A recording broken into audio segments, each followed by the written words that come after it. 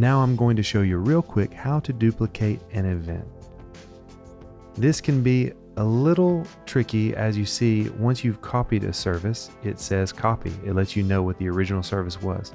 So we're going to hop in here, edit time. We're going to go for 10 o'clock. We're going to make a family worship service.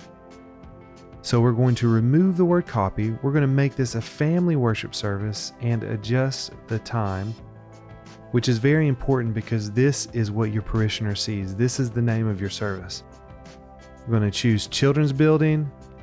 Because it's a family worship service, we can have a higher capacity, and we don't normally do the family worship service, so we're going to put a special note in here in description, let people know that this is a temporary service for this season.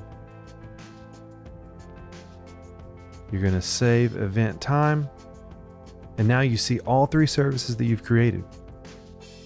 On the left, you'll notice little arrows. You can click and drag to sort the events as you wish. Always be sure to save your event group.